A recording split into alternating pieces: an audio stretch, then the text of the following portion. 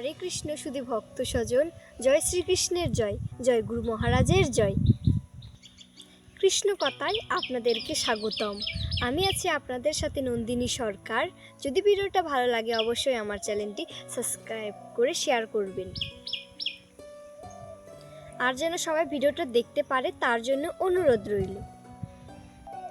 গীতার 4th অধ্যায় 4 নম্বর শ্লোকে অর্জুন বলিলেন, তুমি তো নবীন সখা, সেদিন জন্মিলে কোটি কোটি বর্ষ পূর্বে সূর্য জন্ম নিলে।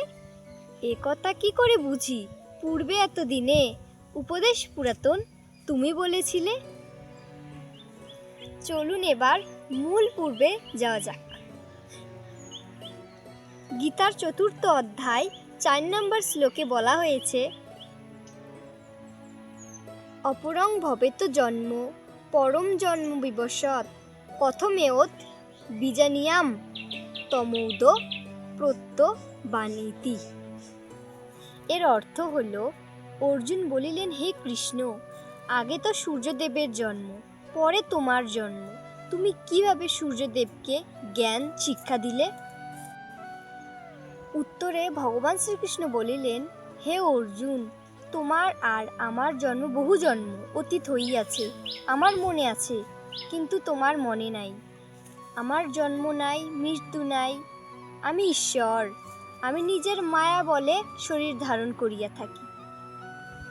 পৃথিবীতে যখনই ধর্মের গ্লানি হয় এবং পৃথিবীতে পাপ বৃদ্ধি হয়, তখনই আমি আমার নিজের শরীর ধারণ করিয়া পৃথিবীতে অবতীর্ণ হই।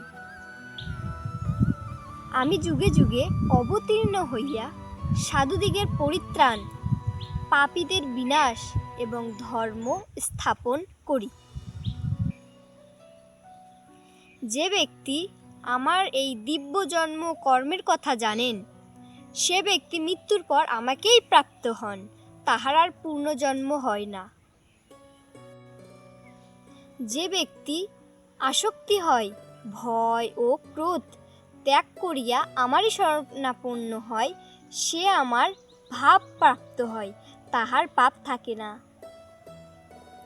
হে অর্জুন, যে ব্যক্তি আমার ভজনা করে সেই ব্যক্তিকে আমি সেইভাবেই তুষ্ট করি। যে ব্যক্তি দেবতার পূজা করিয়া সিদ্ধিলাভ করিতে চায়, সে তাহা দ্বারাই সিদ্ধিলাভ করে, কিন্তু সে ব্যক্তি মুক্তি লাভ করিতে পারে না।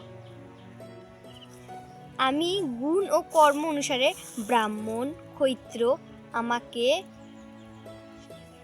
বৈশ্য, শূদ্র এই 4টি বর্ণ সৃষ্টি করিয়াছি, কিন্তু আমাকে অকর্তা ও অব্যয় বলিয়াই জানিও। আমি কর্ম করি, কিন্তু আমি কর্মে লিপ্ত হই না, কর্মফলেও আমার স্পৃহা নাই। যাহারা ইহা জানে তাহারা কর্মবন্ধন হইতে মুক্ত হয়। পূর্বযোগীগণ ইহা জানিয়াই কর্ম করিতেছেন, তুমিও তাহাদের মতোই কর্ম করিবে। কর্ম অকর্মের বিচার করিতে গিয়া অনেক কর্মী অনেক ভুল করিয়া থাকে, তাই তোমাকে কর্মতত্ত্ব বলিতেছি। কর্ম, অকর্ম ও বিকর্ম কর্মের এই 3টি গতি, সেই সম্বন্ধে উপদেশ দিতেছি। যে ব্যক্তি কর্মে অকর্ম এবং অকর্মে কর্ম দেখে, সেই ব্যক্তি প্রকৃত কর্মী, তিনিই বুদ্ধিমান। যে কর্মী কামনা ত্যাগ করিয়া কর্ম করে, জ্ঞান বলে তাহার কর্ম দত্ত হয়, সেই ব্যক্তি পণ্ডিত ব্যক্তি। তিনি আত্মতৃপ্ত ও নিরাশ্রয়, কামনা ছাড়িয়া কর্ম করেন বলিয়া তিনি কর্মে করিয়াও কর্ম করেন না, অর্থাৎ তিনি কর্মে লিপ্ত হন না। নিষ্কাম, সন্তুষ্ট ও ঈর্ষাদদ্ধহীন ব্যক্তি এবং লাভে অলাভে সংগ্রাম সম্পূর্ণ ব্যক্তি কর্ম করিয়া কর্মের অধীনে হন না। যে ব্যক্তি অগ্নি, হবি, হোমের দ্রব্য এবং যজ্ঞ সকলকেই ব্রহ্মময় মনে করেন, তাহার সমস্তই ব্রহ্মে লয় পায়। কর্মযোগী শ্রদ্ধার সহিত দৈব যজ্ঞ করেন, আর ফল ত্যাগী জ্ঞানী ব্রহ্মকেই যজ্ঞ করেন।